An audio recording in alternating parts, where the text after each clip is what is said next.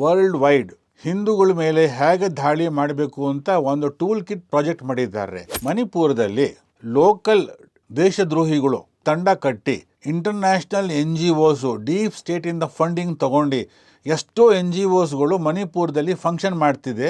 ಈ ಕುಕ್ಕಿ ಟ್ರೈಬ್ಸ್ನ arms and ammunition ತಂದು ಕೊಡೋದು, ಅವರಿಗೆ ಟ್ರೈನಿಂಗ್ ಕೊಡೋದು, ಆಮೇಲೆ ಅವರಿಗೆ ಎಕ್ವಿಪ್ಮೆಂಟ್ ಕೊಡೋದು ಫಸ್ಟ್ ಪ್ರಾಜೆಕ್ಟು. ಅಲ್ಲಿ ಲೋಕಲ್ ನಾನ್ ಮೈತೇಯಿಸು ಕ್ರಿಶ್ಚಿಯನ್ಸ್ ಆಗ್ಬೋದು, ಬೇರೆ ಕಮ್ಯುನಿಟಿ ಆಗ್ಬೋದು, ಅವ್ರಿಗೆ ಇನ್ಸೈಟ್ ಮಾಡ್ತಾರೆ, ಅವ್ರಿಗೆ ಪ್ರಚೋದಿಸ್ತಾರೆ, ಅವ್ರ ಅಗೇನ್ಸ್ಟ್ ಫೈಟ್ ಮಾಡಿ, ಇವ್ರ ಅಗೇನ್ಸ್ಟ್ ಫೈಟ್ ಮಾಡಿ. ಅದು ಅವ್ರದ್ದು ಮೂರನೇ project. Suspension of operations order ಏನು ಸೆಂಟ್ರಲ್ ಗೌರ್ಮೆಂಟ್ ಪಾಸ್ ಮಾಡಿತ್ತು ಅದನ್ನು ವಾಪಸ್ ತಗೋಬೇಕು. ಕುಕ್ಕಿ ಕ್ಯಾಂಪ್ಸು 64 ಕ್ಯಾಂಪ್ಸ್ ಇದೆ ಅಂತ ನಾವು ತಿಳಿದು ಬರೆದಿದೆ. ಈ 64 ಕ್ಯಾಂಪ್ಸ್ನ ಡಿಸ್ಮ್ಯಾಂಟಲ್ ಮಾಡಬೇಕು, ಅದನ್ನು ಎಲ್ಲ ಥರನೂ ಕಿತ್ತು ಹಾಕಬೇಕು. ಯಾವ ಥರ ಪಾಕಿಸ್ತಾನ್ ಭಾರತ ಮಧ್ಯದಲ್ಲಿ ಫೆನ್ಸ್ ಹಾಕಿದಾರೆಯೋ, ಭಾರತ ಬರ್ಮಾ ಮಧ್ಯಲ್ಲೂ ಅದೇ ಥರ ಫೆನ್ಸ್ ಹಾಕಬೇಕು. ಈಗ ಇಂಪಾರ್ಟೆಂಟ್ ಕ್ವಶನ್ ಏನು ಬರುತ್ತೆ ಅಂದರೆ, ನಾವು ಕರ್ನಾಟಕದಲ್ಲಿ ಇದ್ದು ಮಣಿಪುರ ವಿಷಯ ಯಾಕೆ ಯೋಚನೆ ಮಾಡಬೇಕು? ಯೋಚನೆ ಮಾಡಬೇಕಾ? ನಮಸ್ಕಾರ. ಇಂದು ನಾವು ಮಣಿಪುರದಲ್ಲಿ ರಾಷ್ಟ್ರಪತಿ ಆಳ್ವಿಕೆ ಬಗ್ಗೆ ಚರ್ಚಿಸುತ್ತೇವೆ. ಮಣಿಪುರ ರಾಜ್ಯ ವಿಧಾನಸಭೆಯನ್ನು ಸಸ್ಪೆಂಡೆಡ್ ಅನಿಮೇಷನಲ್ಲಿ ಇಟ್ಟು ರಾಜ್ಯನು ಪ್ರೆಸಿಡೆಂಟ್ ರೂಲಲ್ಲಿ ಇಟ್ಟಿದ್ದಾರೆ. ನಿಮಗೆ ಅದು ತಿಳಿದಿರಬಹುದು. ಮಣಿಪುರಲ್ಲೂ ಇಲ್ಲಿ ತನಕ ಎಷ್ಟು ಚೀಫ್ ಮಿನಿಸ್ಟರ್ಸ್ ಇದ್ದರೋ ಅದರಲ್ಲಿ current chief minister Shri Birendra Singh ji ಅವರು one of the best chief minister ಆಗಿದ್ದರು. ಅವ್ರ ಕಾಲದಲ್ಲಿ ಡೆವಲಪ್ಮೆಂಟ್ ಆಗಿರೋಷ್ಟು ಡೆವಲಪ್ಮೆಂಟ್ ಯಾವ ಹಿಂದೆ ಕೂಡ ಆಗಿರಲಿಲ್ಲ ಇಲ್ಲಿ ತನಕ. ಆಮೇಲೆ ಅಸೆಂಬ್ಲಿಯಲ್ಲಿ BJPಗೆ ಆಬ್ಸಲ್ಯೂಟ್ ಮೆಜಾರಿಟಿ ಇದೆ. ಇದೆಲ್ಲ ಇದ್ದರೂ BJP ಕುಡ್ ನಾಟ್ ಫಂಕ್ಷನ್. ಏನಕ್ಕೆ ಅಂದರೆ ಅದು ನಾವೀಗ ಡಿಸ್ಕಸ್ ಮಾಡ್ತೀವಿ. ಮಣಿಪುರಲ್ಲಿ ಇರೋ ಪ್ರಾಬ್ಲಮ್ಮು ಲೋಕಲೈಸ್ ಪ್ರಾಬ್ಲಮ್ ಅಲ್ಲ, ಒಂದು ಇಂಟರ್ನ್ಯಾಷನಲ್ ಕಾನ್ಸ್ಪಿರಸಿ. ಮಣಿಪುರನ ನಮ್ಮ ದೇಶದಿಂದ ಹೊರಗೆ ತೆಗೆಯೋದು, ಅದನ್ನು ಸ್ಪ್ಲಿಟ್ ಮಾಡೋದಕ್ಕೋಸ್ಕರ. ಹಾಗಾಗಿ BJP ಆಗಲಿ ಯಾರಾಗಲಿ ಎಷ್ಟೇ ಚೆನ್ನಾಗಿ ಕೆಲಸ ಮಾಡಲಿ ಆ ಗೌರ್ಮೆಂಟ್ನ ನಡೆಸೋದಾಗ ಮಾಡಿಟ್ಬಿಡ್ತಾರೆ ಅವರು. ಆ ಕಾರಣದಿಂದ ಅಲ್ಲಿ BJP ಎಷ್ಟು ಚೆನ್ನಾಗಿ ಕೆಲಸ ಮಾಡಿದ್ರು ಅಲ್ಲಿ ಕಂಟಿನ್ಯೂ ಮಾಡೋಕೆ ಆಗಲಿಲ್ಲ. ವರ್ಲ್ಡ್ ವೈಡ್ ಹಿಂದೂಗಳ ಮೇಲೆ ಹೇಗೆ ದಾಳಿ ಮಾಡಬೇಕು ಅಂತ ಒಂದು ಟೂಲ್ ಕಿಟ್ ಪ್ರಾಜೆಕ್ಟ್ ಮಾಡಿದ್ದಾರೆ. ಆ ಟೂಲ್ ಕಿಟ್ಟಲ್ಲಿ ಮಣಿಪುರ ಒಂದು ಸ್ಮಾಲ್ ಕಾಂಪೊನೆಂಟು.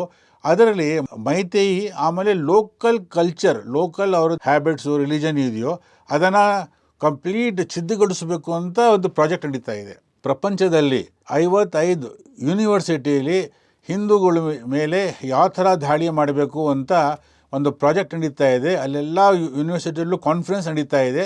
ಮಣಿಪುರದಲ್ಲಿ ಜನಗಳ ಮೇಲೆ ಜನೋಸೈಡ್ ನಡೀತಿದೆ ಅಂತ ಒಂದು ಪ್ರಾಜೆಕ್ಟ್ ಮಾಡಿ ಎಲ್ಲರಿಗೂ ಮಿಸ್ಲೀಡ್ ಮಾಡ್ತಿದ್ದಾರೆ. ಮಣಿಪುರದಲ್ಲಿ ಲೋಕಲ್ ದೇಶದ್ರೋಹಿಗಳು ತಂಡ ಕಟ್ಟಿ ಇಂಟರ್ನ್ಯಾಷನಲ್ NGOs ಡೀಪ್ ಸ್ಟೇಟಿಂದ ಫಂಡಿಂಗ್ ತಗೊಂಡು ಎಷ್ಟೋ NGOsಗಳು ಮಣಿಪುರದಲ್ಲಿ ಫಂಕ್ಷನ್ ಮಾಡ್ತಿದೆ. ಅದರದ್ದು ಸಿಂಗಲ್ ಒನ್ ಪಾಯಿಂಟ್ ಆಬ್ಜೆಕ್ಟಿವ್ ಏನಂದರೆ ಲೋಕಲ್ ಟ್ರೈಬ್ಸ್ ಮಧ್ಯದಲ್ಲಿ ಜಗಳ ಹಾಕೋದು, ಅವ್ರ ಮಧ್ಯದಲ್ಲಿ ಒಂದು ಸಿವಿಲ್ ವಾರ್ ಕ್ರಿಯೇಟ್ ಮಾಡೋದು, ಒಂದು ಮಿಸ್ಅಂಡರ್ಸ್ಟ್ಯಾಂಡಿಂಗ್ ಕ್ರಿಯೇಟ್ ಮಾಡೋದು. ಆಮೇಲೆ ಲೋಕಲ್ ಗೌರ್ಮೆಂಟು ಅದು ಎಷ್ಟೇ ಚೆನ್ನಾಗಿ ಕೆಲಸ ಮಾಡ್ತಿರಲಿ ಅದನ್ನು ಮಾಡಿದಾಗ ಇಡೋಕ್ಕೋಸ್ಕರ ಒಂದು ಪ್ರಾಜೆಕ್ಟ್ ಮಾಡಿಸ್ತಿದ್ದಾರೆ. ಈ ಇಂಟರ್ನ್ಯಾಷನಲ್ ಟ್ರೇಟರ್ಸು, ಇಂಟರ್ನ್ಯಾಷನಲ್ NGOs, ಆಮೇಲೆ ದೇಶ ಒಳಗೆ ಇರೋ ದೇಶದ್ರೋಹಿಗಳು, ಅವರೆಲ್ಲರದ್ದು ಬಿಗ್ಗೆಸ್ಟ್ ಪ್ರಾಬ್ಲಮ್ ಏನಂತಂದರೆ ಈ BJPದು muscular nationalist nation first project. ಅದರ ಮುಂದೆ ಇವರೆಲ್ಲರೂ ಫೇಲ್ ಆಗಿಬಿಟ್ರು. ಹಾಗಾದರೆ ಈ ಎಲ್ಲ ದೇಶದ್ರೋಹಿಗಳು ಏನು ಮಾಡ್ತಿದೆ ಮಣಿಪುರನ ಡಿಸ್ಟೆಬಿಲೈಸ್ ಮಾಡೋಕ್ಕೆ? ಮೊದಲನೇ ಪ್ರಾಜೆಕ್ಟ್ ಅವರು ಈ ಕುಕ್ಕಿ ಟ್ರೈಬ್ಸ್ನ ಆರ್ಮ್ಸ್ ಆ್ಯಂಡ್ ಅಮ್ಯುನಿಷನ್ ತಂದು ಕೊಡೋದು, ಅವರಿಗೆ ಟ್ರೈನಿಂಗ್ ಕೊಡೋದು, ಆಮೇಲೆ ಅವರಿಗೆ ಎಕ್ವಿಪ್ಮೆಂಟ್ ಕೊಡೋದು ಫಸ್ಟ್ ಪ್ರಾಜೆಕ್ಟು. ಎರಡನೇ ಪ್ರಾಜೆಕ್ಟು ಎಷ್ಟು ಕುಕ್ಕಿ ಟ್ರೈಬಲ್ ಇದ್ದಾರೆಯೋ ಅವ್ರು ಮೋಸ್ಟ್ಲಿ ಎಲ್ಲ ಗುಡ್ಡದ ಮೇಲೆ ಇರ್ತಾರೆ, ಅವ್ರಿಗೆ ಹಫೀಮ್ ಬೆಳೆಸೋದು, ಆಮೇಲೆ ಹಫೀಮಲ್ಲಿ ಟ್ರೇಡ್ ಮಾಡೋದು, ಅವರಿಗೆ ಆ ಟ್ರೈನಿಂಗ್ ಕೊಡಬೇಕು, ಆಮೇಲೆ ಅವ್ರಿಗೆ ಪ್ರೋತ್ಸಾಹನ ಮಾಡ್ತಾರೆ, ಆಮೇಲೆ ಅವರಿಗೆ ಸಂರಕ್ಷಣೆ ಕೊಡ್ತಾರೆ. ಅದು second project of these NGOs. ಮೂರನೇ ಕೆಲಸ ಏನು ಮಾಡ್ತಿದ್ದಾರೆ ಅಂದರೆ ಅಲ್ಲಿ ಲೋಕಲ್ ನಾನ್ ಮೈತೇಯಿಸು ಕ್ರಿಶ್ಚಿಯನ್ಸ್ ಆಗ್ಬೋದು, ಬೇರೆ ಕಮ್ಯುನಿಟಿ ಆಗ್ಬೋದು, ಅವ್ರಿಗೆ ಇನ್ಸೈಟ್ ಮಾಡ್ತಾರೆ, ಅವ್ರಿಗೆ ಪ್ರಚೋದಿಸ್ತಾರೆ, ಅವ್ರ ಅಗೇನ್ಸ್ಟ್ ಫೈಟ್ ಮಾಡಿ, ಇವ್ರ ಅಗೇನ್ಸ್ಟ್ ಫೈಟ್ ಮಾಡಿ. ಅದು ಅವ್ರದ್ದು ಮೂರನೇ ಪ್ರಾಜೆಕ್ಟು. ನಾಲ್ಕನೇದು ಏನಿದೆ ಈ NGOsದು ಅಂದರೆ ಈ ಕುಕ್ಕಿ ಯೂತ್ ಇದ್ದಾರೆ ಅಲ್ಲ, ಅವ್ರಿಗೆ ದೇಶದ್ರೋಹ, ದೇಶದ ಅಗೇನ್ಸ್ಟು ಪ್ರದರ್ಶಿಸ್ತಾರೆ. ಈಗ ಯಾವುದೇ ಕಾರಣ ಆಗಲಿ ರಾಷ್ಟ್ರಪತಿ ಶಾಸನ ಅಲ್ಲಿ ಬಂದುಬಿಟ್ಟಿದೆ, ಅದರದ್ದು ನಾವೀಗ ಅಡ್ವಾಂಟೇಜ್ ತೊಗೋಬೋದು. ಈ ಪೀರಿಯಡು ರಾಷ್ಟ್ರಪತಿ ಶಾಸನ ಇರುವಾಗ ನಾವು ಏನೇನು ಕೆಲಸ ಮಾಡ್ಬೋದು ಅಂದರೆ ಆ ಸ್ಟೇಟ್ ಅಸೆಂಬ್ಲಿ ಇರುವಾಗ ಮಾಡೋಕೆ ಆಗದಿರೋ ಕೆಲಸಗಳೆಲ್ಲ ಈಗ ಮಾಡ್ಬೋದು. ಸೊ ಆ ಏನೇನು ಇರ್ಬೋದು ಅಂತ ನಾವೀಗ ಡಿಸ್ಕಸ್ ಮಾಡೋಣ. ಮೊದಲನೇ ಏನು ಚೇಂಜ್ ಮಾಡ್ಬೋದು ಅಂದರೆ ಸಸ್ಪೆನ್ಷನ್ ಆಫ್ ಆಪರೇಷನ್ಸ್ ಆರ್ಡರ್ ಏನು ಸೆಂಟ್ರಲ್ ಗೌರ್ಮೆಂಟ್ ಪಾಸ್ ಮಾಡಿತ್ತು ಅದನ್ನು ವಾಪಸ್ ತಗೋಬೇಕು. ಏನೇನು ಸೆಂಟ್ರಲ್ ಫೋರ್ಸಸ್ ಇದೆಯೋ ಅದಕ್ಕೆ ಫ್ರೀ ಹ್ಯಾಂಡ್ ಕೊಡಬೇಕು to control violence in the area.